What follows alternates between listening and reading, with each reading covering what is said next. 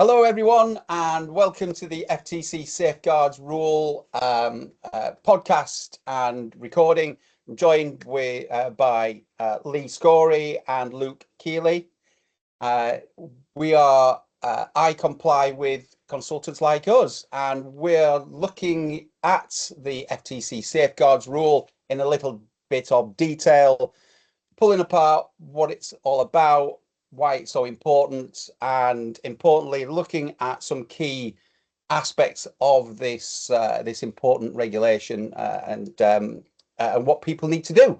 So the purpose of tonight's session is to look at some key phrases, some key words and definitions that keep popping up in conversation, in discussion, and between the three of us, hopefully we'll be able to debunk some myths around this important document and rule.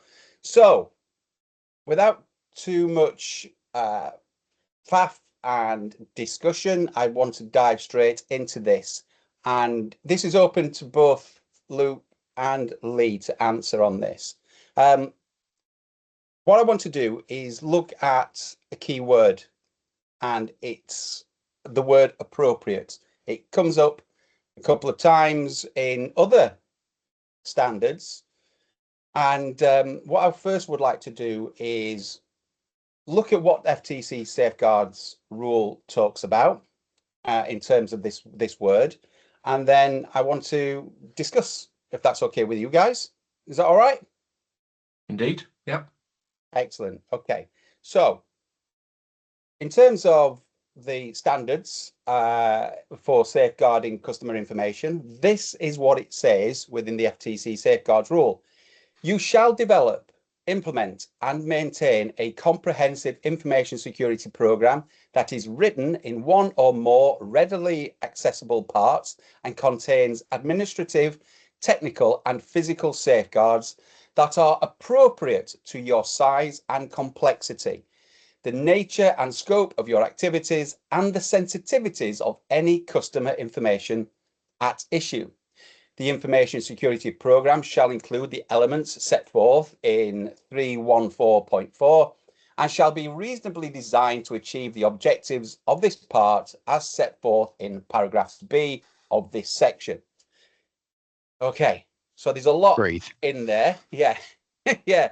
As with most legislation and regulations and such, they don't really care about the reader. So paragraph structuring and grammar doesn't really play a massive part. So, guys, what do we mean by appropriate? I'm going to pause and let Lee go it's first. Relevant to your organisation. You know, if you're a small business, couple of staff, perhaps one local server, your needs, your requirements are not going to be as comprehensive as an organisation that employs thousands of people and has hundreds of servers, etc. That's how I interpret it at the moment. Yeah, I agree. Look, I think exactly that. I mean, if you look at what the FTC Safeguards Rule, it talks about, it's relevant to your firm's size and complexity. That's, again, said very clearly, and that's where the appropriate comes into play. And this, I'm going to ask you the question, whether appropriate is the right word. Because when I look at appropriate, I think there are other words that actually might be a little bit more descriptive, because again, we've talked about this before, where I've said I think the FTC Safeguards is cloaked in a little bit of vagueness, and I think it's helpful in one way, but also not so helpful depending on who's actually reading it. And so appropriate is a way of looking at it, whether proportionate or proportional would be a better way of actually talking about it. Now, obviously, in lead up to this, I did a little bit of Googling, a little bit of research about what do the words actually mean. Now, again, appropriate is right, but when you're talking about proportionate, it seems to be a little bit more dynamic in nature. Because we talk about continuous improvement with our information security program, which means that if your information security program develops, it should develop in the right direction, potentially your controls are likely to change. Now, proportionate means you are likely to continue pace with that light of change, whereas appropriate seems to be a bit more static. It's like a snapshot, point in time. Is it right for where I'm now? Whereas proportionate, it seems to be a little bit more progressive. Don't know what you think about that. No, Yeah. I agree fully on that one. I don't like the word appropriate here. I think it's so wide open to interpretation. I might think something's appropriate for my organization, but that's not to say it is. I think the word proportionate would actually push that down an area of more specific requirements.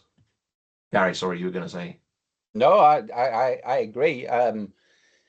Funnily enough, I like the word appropriate, until you've said what you've said. Actually, now thinking about this, I think you're right. I think appropriate does sound, it feels as if it is just it's appropriate for where I am right now, but proportionate feels a little bit more dynamic. It's something that will grow with us. If only the FTC Safeguards Rule, if only we had had the opportunity to write it, or if someone would have asked us. It's a shame that we can't ask them to change it. But it is a word that it does cause a lot of confusion, doesn't it? It's we see the word appropriate popping up in other regulations and legislations and such. Yeah, I think I want to go in two different directions with this. And again, I think appropriate's great because when we look at who the FTC safeguards applies to, it's a very broad range of people and firms and enterprises. So again, appropriate for a 1-seat organization through to 1,000-seat, it's going to be very different. But again, it's open to interpretation as to who's actually reading it. You and I, all three of us, could read that piece of legislation and look at it differently depending on our understanding of that particular word. Now, if you're expecting an accounting firm whose day job is not in information security, then they've got to adhere to the regulations. How are they going to understand what's appropriate for them? And if you're doing a DIY information security program, which you're entitled to do, again, I think that subjectivity around what you understand that word to mean could create more confusion, a bit more doubt, and not necessarily cause more problems. It's just that analysis paralysis where you're trying to think, what is right? What should I be doing? And it just creates more confusion than anything. Yeah, I think this is the crux of it, isn't it? Because unfortunately, we're stuck with the word appropriate, and like I said, it appears in many other guises in other regulations and legislation. But it's appropriate to the size and complexity of your organization.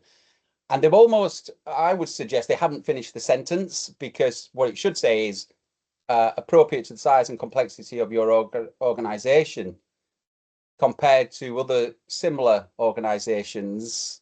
And because this is what Lee said, if you are a small accountancy, 5 people operating out of one location, then that's going to be completely different compared to someone else who is a 1,000-seat accountancy or bank, etc., who's got a whole arsenal of security controls and capabilities, because the size and complexity of that organization is vastly different. So it is that proportionality. If you were to look at the word appropriate then, and you compare it to a firm that's got an on-prem setup, everything, it could be on a USB drive, server, hard drive, it doesn't really matter. That's where the data's stored. Everything, they're effectively an on-premise organization, compared to a cloud-based firm. Where does appropriate, which one's going to be more complex appropriately for a cloud-based organization or someone who's on-prem? Do you think it would be more complicated for one over the other? I mean, they bring different risks, and they have different types of complexity, don't they? Different problems. Different problems, yeah, absolutely. So I don't know whether It's not one an easy is question. more complex over the other, really, It's not not. complicated, more at risk. So, Yeah. yeah. And my brain was going somewhere as you were both talking. It's like that word appropriate, and I think, Luke, you were about to touch on it yourself anyway, was what's appropriate to us, to the three of us, because in our industry, security is very high on the agenda, no matter what we're doing in our home lives, everything we do. So our level of appropriateness is much more higher.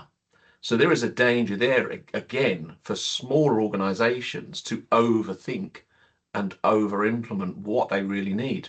So much so that they hamper themselves and can't do the job that they're trying to do. And overspend. Yeah. But I think just so that people watching this or listening to this have something, a glimmer of hope, because you're right, we're all right in this idea that there's ambiguity in this word, and the fact that we're discussing it even for 5-10 minutes shows that it requires that level of thinking.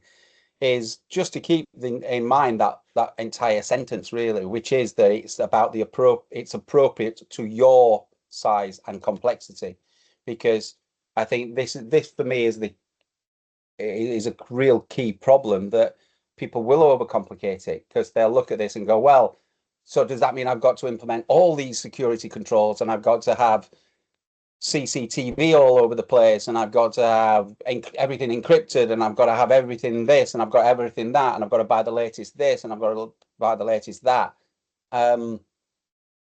It depends. It's what's appropriate to you, isn't it? I think that's my concern, particularly around the technical. I mean, it does tend to be an overemphasis on the technical element to the FTC Safeguards Rule. It talks about an information security program, which is fine, but then you're talking about multi-factor authentication. We're talking about encryption. You tend to see some of the other WISPs, or written information security plans, that have got a very, very technical focus on their checklist about having VPNs and endpoint detection. And that's where I get, again, what's right and what's wrong.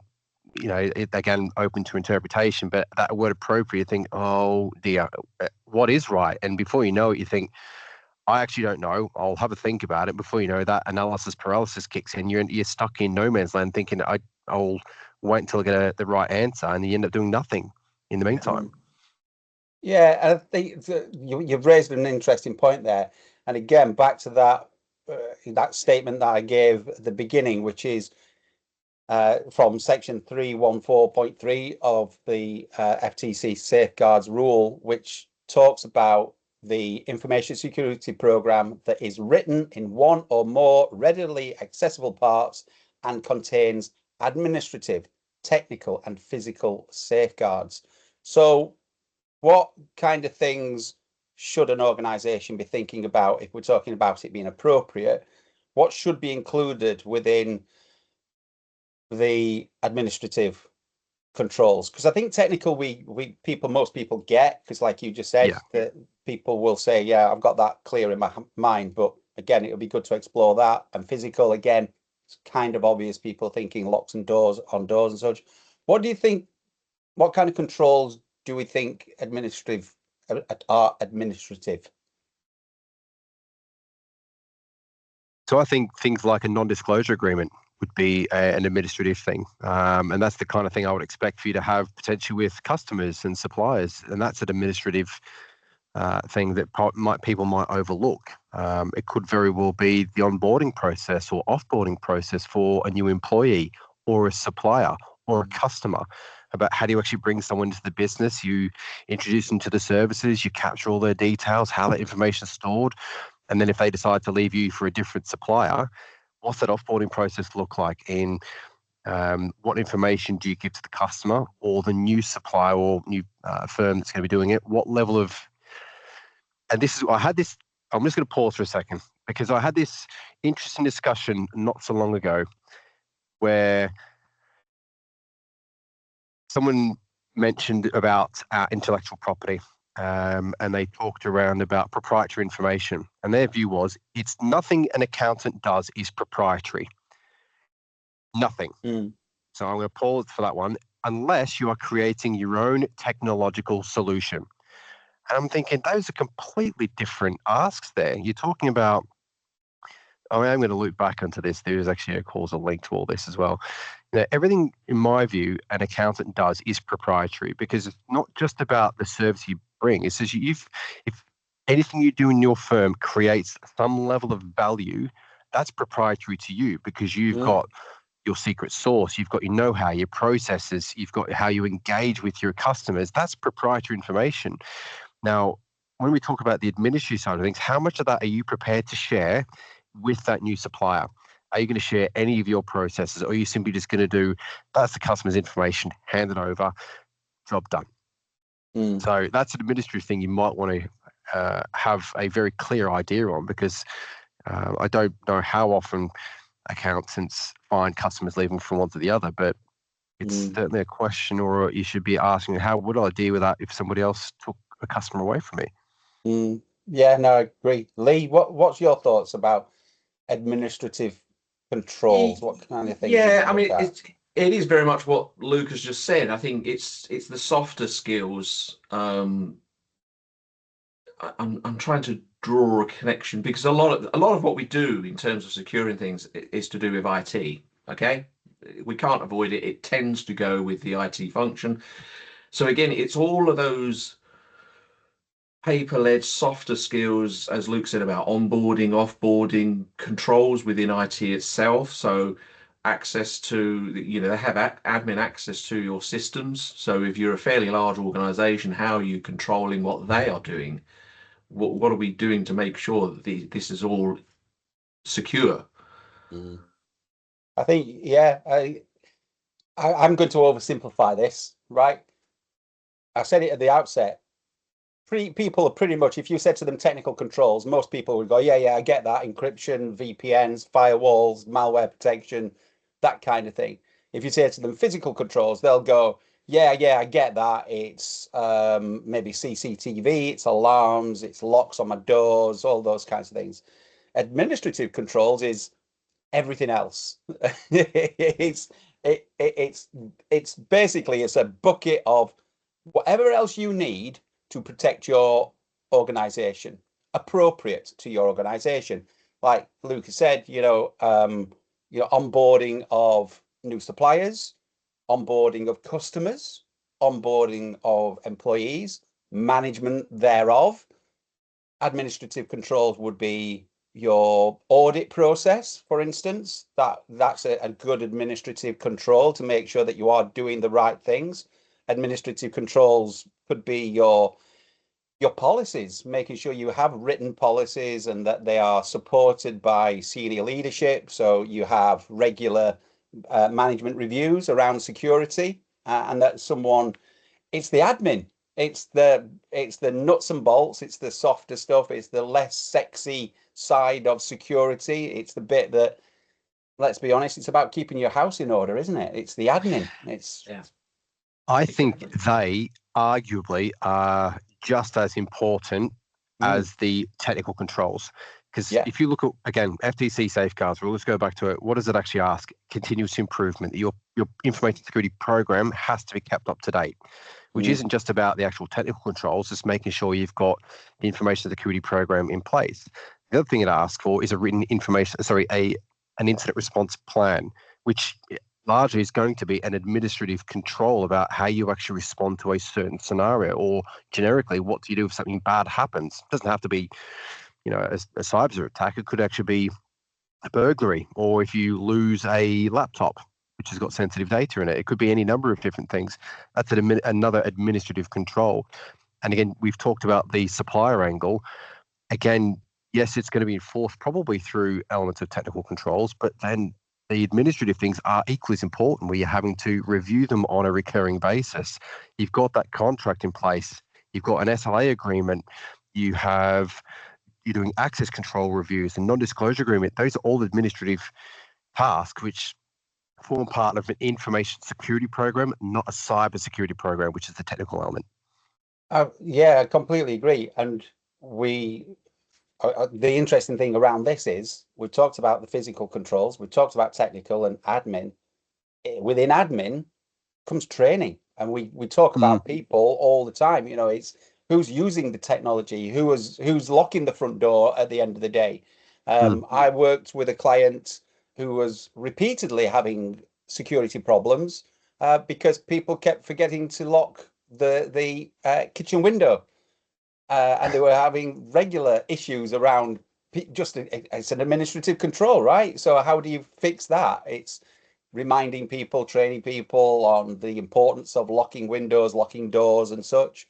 That's an administrative task. It's train your people, making sure that they understand what your policies are, and as you said, making sure that they've got the contracts in place, that someone's reviewing the contracts and such like. So yeah, within the administrative controls are as important as technical and physical, just often not seen as the sexiest side of security because it's the nuts and bolts. It's making sure it all works together. I think. I mean, Lee, what's your thoughts around it? How do you see that people tend to focus just on the technical side of it and the physical, the hard stuff that they can actually lay their hands on? It always, every client I have worked with, it's always an IT issue. And often, interestingly enough, if there's no head of IT, that role sits with the head of finance. I don't quite understand why, but yeah, it's always an IT related problem. And that's one of the things I do whenever I work with an organization is I ask IT to step out of the room and I will sit down with finance and HR because they have those softer skills. They have the information that's stored not just digitally. Nice. This is where I think the word appropriate. I think accountants are being let down a little bit because since the FTC Safeguards Rule came back in at the end of 2023, there's obviously been the update since then. We've seen a number of WISP templates. Now, I like templates, if I'm being honest, because I think you've got that consistency, providing they can be customized for your firm. I think they can be quite valuable. I know there's different views on that. But the WISPs I've seen to date have got too much focus on it's like a checklist, and it's a checklist that tends to focus around the technical controls because they're easier to measure. Now, if you had a data breach, yes, they're going to look at your technical controls. What are they going to do when they audit you? They're going to want to know what processes did you have in place to deal with that incident? Who was supposed to be doing what during the course of that incident? What was your process to notify the regulatory authority or whoever is going to be responsible for dealing with that? Chances are you're going to have none of that. And I think the WISPs that are out there aren't doing enough to support accountants, in my opinion. It's easy for me to say because we provide WISPs that are arguably more comprehensive, but I think that what's happening is you've just got a proliferation of bad practices just going out to the market. Yeah, I mean, you've got more experience. You've seen a lot of the WISPs that are aimed specifically at the FTC Safeguards Rule, but in general terms, I agree with you in terms of templates and tools and such. There are some really good ones out there, and then there's some really bad ones, but they are just a tool, right? And yes, it's a hammer in my hands is a thing of destruction. I'm not, it's well known between us that I'm not great at DIY, but so I put a hammer in my hand, and it's a lethal weapon, usually to myself. But put it in the hands of a skilled craftsman, it's going to create something amazing, and that's what a template is, isn't it? It's a WISP template. Unfortunately, the WISPs I've certainly come across tend to be almost like a sledgehammer, and that's the problem. It's just too big, too unwieldy, and it's just going to hurt everybody in the process of you doing anything with it. Lee, what's your thoughts around all of that? I completely agree. You're absolutely useless at DIY. True. But you are absolutely right there. In your hands, yes, it is classed as a lethal weapon. Put it in the hands of a sculptor and look at what they can create. So it's knowing what to do with the tools that you have available to you. Yeah, I mean, I could go on to stories about golfing, but we'll leave that for another chat, perhaps. But but it is that sense of you've got too many tools to choose from. Perhaps that's probably where I'm going to with this one. Just to simplify it, is I know, you know, sit down of an evening to watch something on TV, and I've got all sorts of streaming channels. I've got hundreds and hundreds of options available to me, and I end up flicking through everything for probably a couple of hours. At which point I've missed my window. It's time for bed. I haven't got time to watch a film or something now. So yeah. So I'm keeping on this word appropriate and say that this video is keeping in the, I'm going to keep on this central theme, the word appropriate. So how should organizations go about starting to build their own WISP that is appropriate to their size and complexity? What's the first step that people need to be doing? Okay, I think your first person, who's actually going to be writing it? Invariably, is it going to be you as the qualified individual, as per the FTC Safeguards Rule, or are you going to use a third party to do it for you? So whoever's going to do it, you have to say, who's that qualified individual? Again, qualified, open to interpretation, or appropriate. We'll cover that another time. Absolutely. I think if it was me looking at it as a newbie to it, I think you'd have a very close look at what the FTC Safeguards Rule actually asks for and how much of that is actually relevant to me. Now, the problem again is when you draft a WISP, you gravitate very quickly towards the things that are easily evidenced, like having access controls and firewalls and backups and whatnot. How do you articulate that into your WISP, your risk assessment process? Because risk is a bit of a beast. You know, what's the right method for you to risk assess, and how do you quantify risk? I think you've got to keep it very simple, but not so simple that it's just a piece of paper, which is largely useless if you're not doing what you say you're doing. Yeah, I agree. I think if you're let's say we'll go with nominated individual, whether you're qualified or not, that's for a later discussion point. But as a nominated individual, you've got to go out there, you've got to read it. If you download the Safeguard Rule and it means absolutely nothing to you, not a shred of information to you, then you're probably in the wrong line of work. You're probably in the wrong role. It should start to mean something when you read it. But I'm going to throw one out in here. We didn't really talk about it before. We talked about trusted forums that you could rely on. But I'm going to suggest, you know, ask AI, ask ChatGPT to summarize certain segments of it so that you can at least start to interpret what it truly means to you and your organization. You know, you don't have to immediately go out, reach out to expensive consultants, reach out to the right areas that have the information you need, but make sure you continue to do your own due diligence and make sure it's still appropriate, still valid, and still effective. I think that's a really, there's quite a number of things in there that you said. I think they were really interesting and very salient. I think before people understandably are saying, you know, are you the right person to do this job? Are you qualified to do this? You know, are you a qualified individual? Well, first and foremost, I think you need to nominate someone, like you said, nominate someone to actually become that individual. They may not be that person right now, but they just who's reading the actual FTC Safeguards Rule and able to turn it into your language, interpret it in a way that you understand it.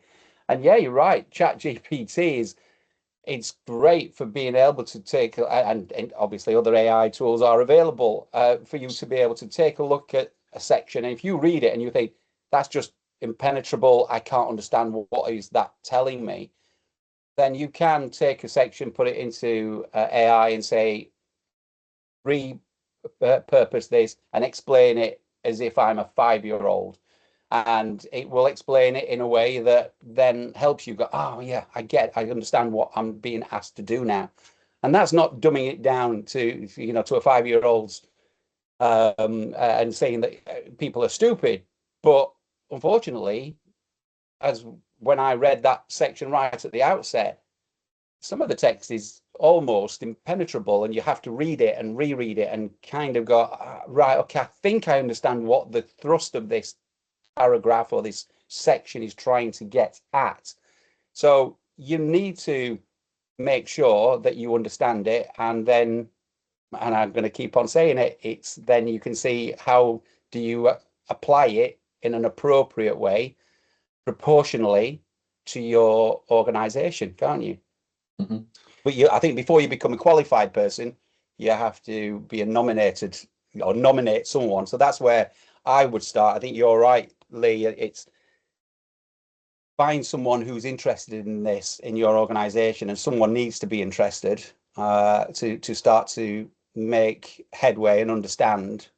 And then, as Luke has said, that that risk assessment, taking a read and reading. So that's almost step 2. Once you've identified someone, and then they need to read it and interpret what the FTC Safeguards Rule is and how it applies to you and your organization, and then apply the risk process, as in review it, understand, well, I think we're at risk. We don't have the administrative controls, loads of technical controls, a few physical controls, could probably do better. But administrative, we've got nothing as required by the FTC Safeguards Rule. And you can start, once you start going through those 3 things, identifying someone, reading the regulation, the legislation, and then being able to apply it to your organization. I think that's where I think that's what I would look to do, those 3 steps. I agree. What would, obviously, ISO 27001, international standard for information security, great system, arguably out of scope here. If I ask you, what do you think is an appropriate amount of security policies, written security policies, a firm should have as a minimum? So we're talking about policies which describe your information security program, a policy which talks about your passwords, a policy which talks about your access controls. Do you think that there's a minimum number that every firm should have? Yes. Yeah, I think there is, and again, it's about not overcomplicating it. The important thing with policies is they are a statement of fact. Nothing more, nothing less. If the opening sentence on your policy says the process is, Yeah. It's not a policy. They are just a statement of fact. They're laying down the law. So for your password policy, you will have a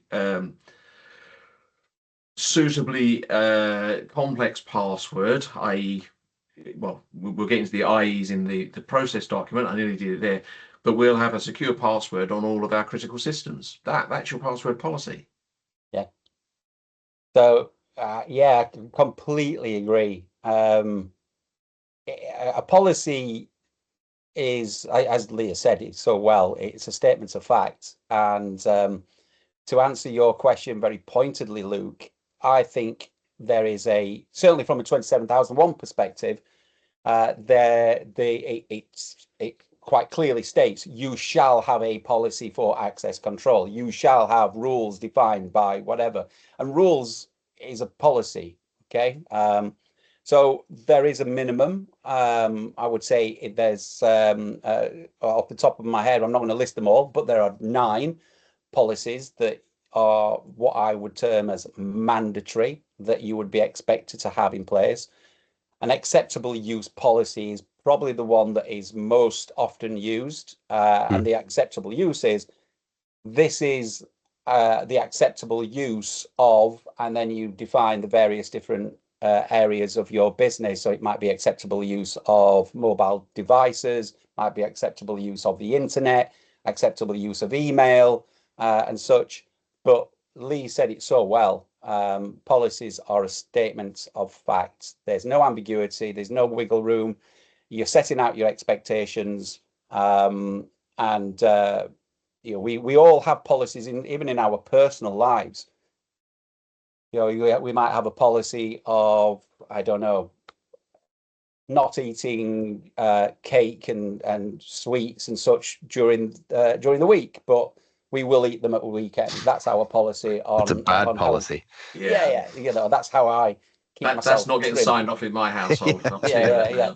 But that's it. You might have a policy for anyone who's got young children. A policy is no mobile devices at the dining room table.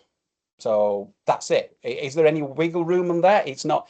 Like Lee said, you don't go into the whys and wherefores. Our policy is no mobile devices at the kitchen table. Therefore, the phones must be left on the on the hallway table. Because what happens if the hallway table moves? What happens if the person doesn't go through the hallway? They come through the back door. There's too much. Then that you're getting into process. Then you're like, well, in that case, we do such and such and such and such. So your policy is just simply this. This is our expectation. This is what we want you to do. But that's when you get into the experts like us who write policies day in and day out. We don't need to have lots of long paragraphs explaining and pontificating about the importance of information security is such that therefore thou shalt do the following. It's a case of this is the policy, this is what we expect, move on, let's do the next thing. But that's the important thing as well. And you was starting to say it there, Gary. It's your policies are a statement of facts, and yes, there is wiggle room. There is. It's not set in stone. It's not cast iron molded. You can adjust your policies with your processes. You can have a process that says for this policy to be exceeded, you must undertake the following steps, which might be extra layers of management sign off and so on and so forth. So you don't assume that it's all locked in. Yeah, I mean, I think the key thing to note there is that whilst they agree with you to a point, the policy might very simply state, and I'm going to keep on this real world example because I think it's a nice and easy one for everyone to get, irrespective of your organization's size and complexity. But if we were to say no mobile devices at the kitchen table, at the dining room table, unless there is a sign off by senior management, which means mum and dad. Okay. Whoever the parental guidance in the household is. So that's allowing you a little wiggle room, because then you go, oh, right, okay, I need to go and get sign off. So maybe there is wiggle room. But in truth, there's no wiggle room, is there? That's in reality. So we try and make sure that they are appropriate for the businesses that we are working with. But at the first attempt at writing these policies, you might find yourself writing them a little bit too restrictive. Mm-hmm. And then there is that fear that we can't change policy. You can. You absolutely can. As long as it's appropriate to you and your organization, right? There you go. Yep. So one of the other words that I want to just look at, and we touched on this in another one of our conversations, is the word comprehensive, because that again starts the section that I read at the very beginning starts with you shall develop, implement and maintain a comprehensive information security program, and then it goes on and talks about the administrative, technical and physical safeguards that are appropriate.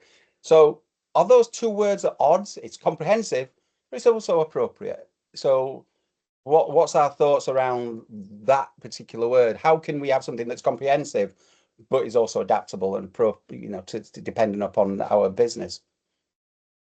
I think they work together. I think they can.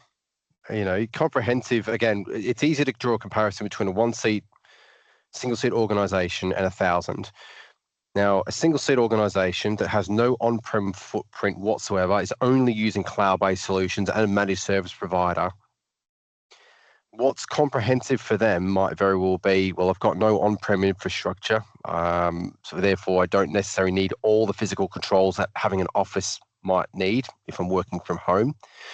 So I think there's a sliding scale of what appropriate is, again, tailored to the size of the organization. And I think that you can have comprehensive, but again, very specific to who you're actually asking about. If it's a 1,000-seat organization, decentralized across multiple states, potentially multiple countries, comprehensive for them is going to be like a sledgehammer to a small firm.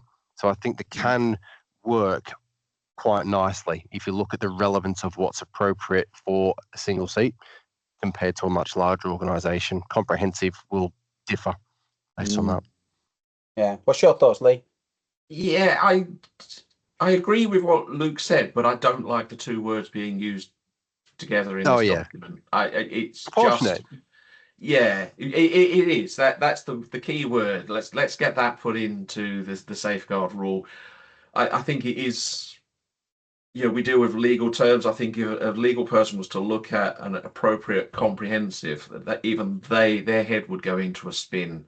And that's where my head's going with it every time I see those two words together. I get everything you said, and I agree with what you said there, Luke, but I just don't like the term comprehensive and appropriate being used, because I just think they are at loggerheads with each other. I'm going to just delve back into my law enforcement days when we talk about proportionate use of force. Now, it's got to be proportionate, because if I say what's appropriate, it's almost like, well, I decided to perform a certain action in defense. That it just doesn't feel like, it's almost like I'm giving you one option available. Whereas proportionate means you can move, you can adapt, you can change, you can apply more, take away, make it less. And that's why I think the proportionate, it seems, again, dynamic, whereas appropriate seems to be very static.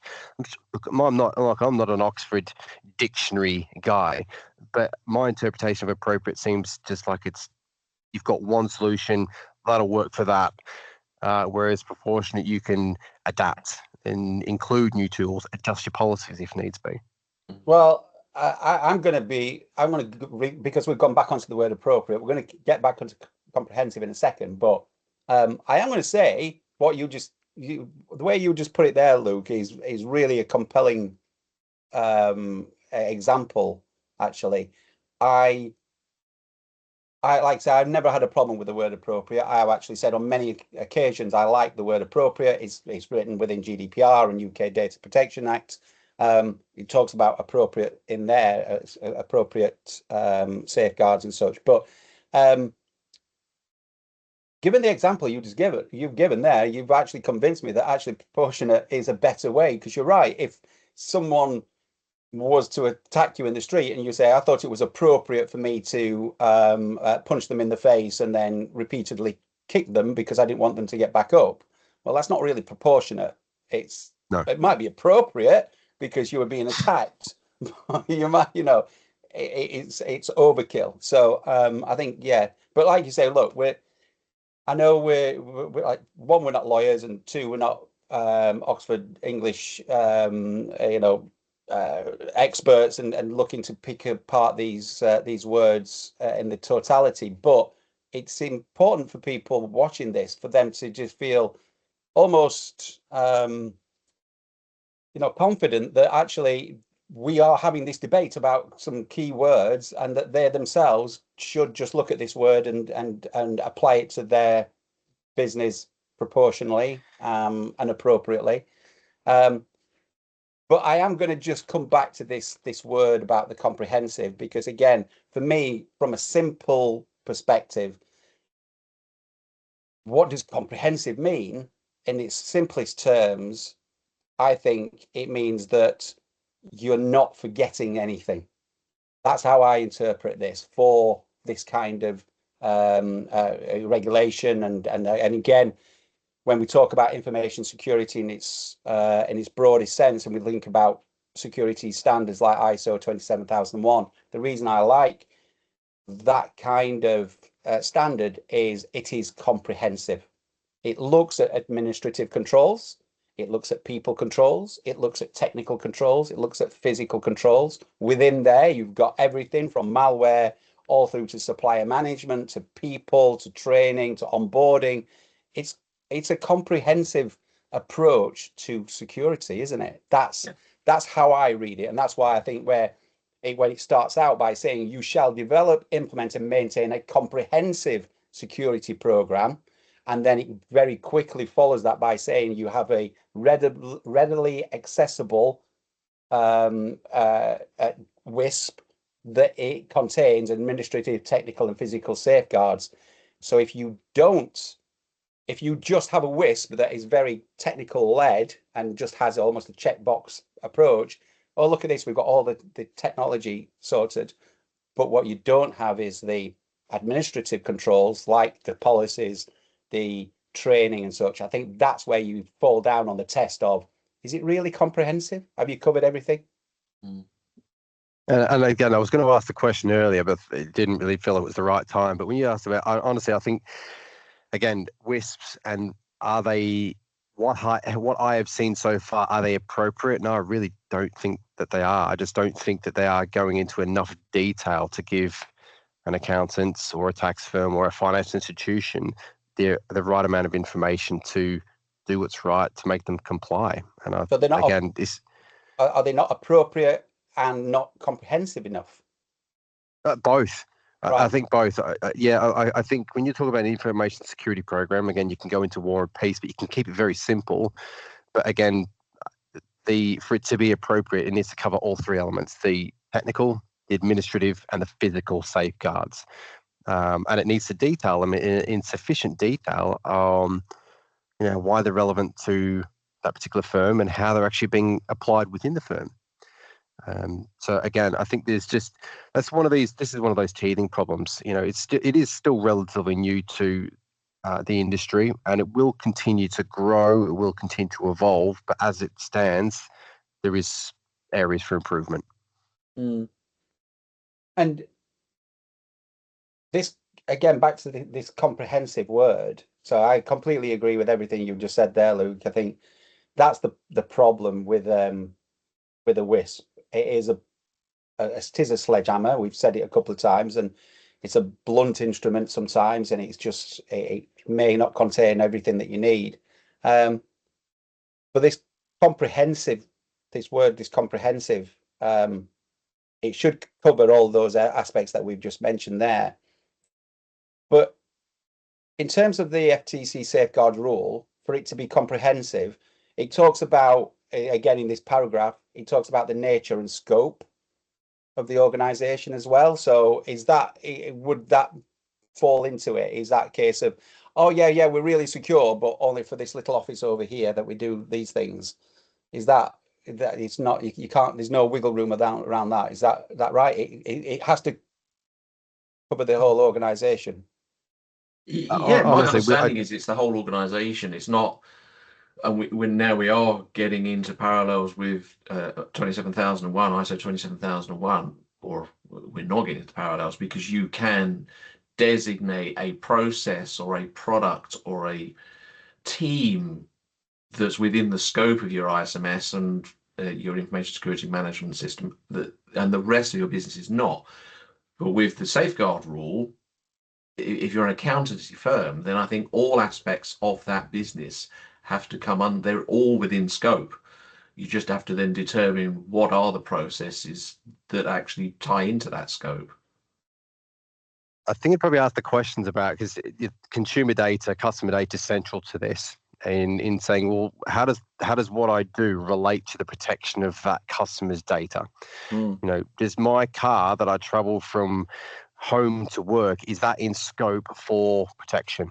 Well, no, but if you're carrying a laptop or a hard drive that is containing customer data, now that's in scope.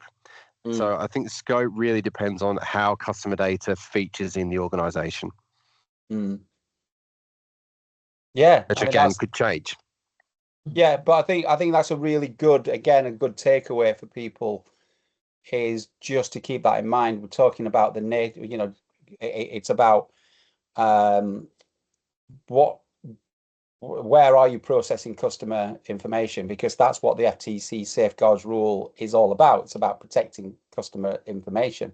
So the scope, again, the sentence, the whole sentence, I'm not reading the whole sentence, but it's about it that the safeguards that are appropriate to your size and complexity, the nature and scope of your activities, and the sensitivity of any customer information at issue.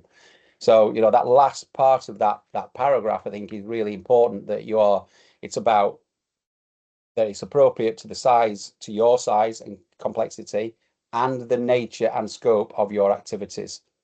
So keeping those things in mind, you know, that's involved in customer information. So what there is a number of things that we could go into, which I think we're going to leave for another time, because one of the things I would like to cover in detail are the objectives of the FTC Safeguards Rule. I think that warrants a video all of its own, because the objectives of the Safeguards Rule are quite close to all our hearts. In brief, if we mention CIA, the CIA triad, much trodden path for information security. Would anyone like to say what the CIA triad is? Lee, would you like to give a quick explanation of it? Quick explanation. Well, CIA. what does CIA stand for? What is it? The CIA stands for the confidentiality, integrity, and availability of information. Okay. So it is three simple concepts that help ensure that information is readily available and kept secure. Okay. I would like to discuss the CIA triad, and in particular in relation to the FTC Safeguards Rule objectives, because they are very relevant. The CIA triad is very relevant to the Safeguards Rule.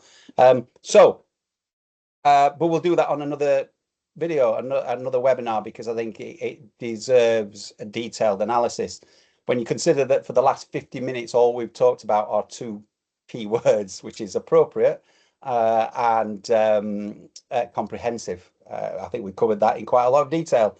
I think there's only about another 46,000 words in the FTC Safeguards Rule that we need to dismantle, right? So only a few more webinars to cover. Does it make you wonder when you see criminal trials go on for so long? Because in law, you've got what's called points to prove. You've got a piece of legislation, and you are going to argue the point about what is the definition of a specific word, and your view and my view might very well be different. And that's the reason why criminal trials can take such a long time, because they're arguing about who's right and who's wrong, who's understanding, is it right for that in a specific context or circumstance. And again, it's a similar thing here, is that we are looking at the points to prove towards compliance. And we are just we are getting into the nitty gritty here, but I think it's helpful. We've probably created more questions than answers, but it's giving you perspective on, look at the word appropriate, but don't look at it as in that. Look at it with, is it proportionate? And this gives you a different perspective, and it gives you, I think, probably a little bit more flexibility about how you actually apply information security to your firm. Yeah, I would agree with that. Lee, any closing thoughts around comprehensive and appropriateness or proportionality? No, I'm still confused. Me as well. No. I think Luke summed it up very, very nicely with it being proportionate. That's my takeaway from this. I think just replace those words with it being proportionate, and then perhaps look again later and see if it's still appropriate. But that, for me, that's the winning word. Yeah, no, I do agree. It's changed my thoughts around that, and I'm going to certainly consider that and think about that over a cup of tea, and just think about that keyword. But I think it's what does it mean to me? I think that's the key takeaway for organizations, for anyone watching this now, is what does appropriate look like for me, and is it proportionate, and what does comprehensive look like? And there you are. We'll leave it at that point. Just to say thank you to anyone who has watched, and we will continue to run these webinars on a weekly basis and upload them to our YouTube channel so that people have access to them. So thank you for watching that, for watching us. iComply with consultants like us are here to help. If you have any questions, do send those questions to us. We'll make sure we have the link in the comments and the notes below. But do remember to like, comment, and share. Until next time, thank you very much. It's goodbye from me, and it's goodbye from them.